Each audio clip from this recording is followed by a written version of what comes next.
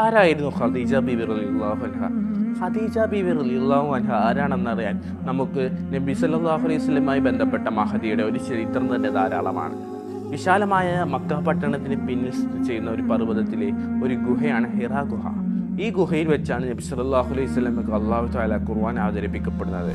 ഈ അവസരത്തിൽ മാലാഖകളുടെ നേതാവായ ജിബ്രീൽ അലൈഹിസ്സലാം മുഖാന്തരം നബി സല്ലല്ലാഹു അലൈഹി വസല്ലമയിലേക്ക് ഇഖ്റ എന്ന വചനം എത്തുമ്പോൾ നബി സല്ലല്ലാഹു അലൈഹി വസല്ലമ തിരിച്ചു മറുപടി പറയുന്നത് എനിക്ക് വായിക്കാൻ അറിയില്ല എന്നുള്ളതാണ്.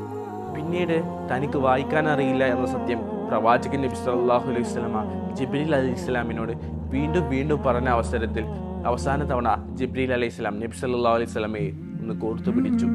ഈ അത്ഭുതകരമായ നിമിഷത്തെ തുടർന്ന് നബി സല്ലല്ലാഹു അലൈഹി വസല്ലമക്ക് ശക്തമായ പനി ബാധിച്ചു.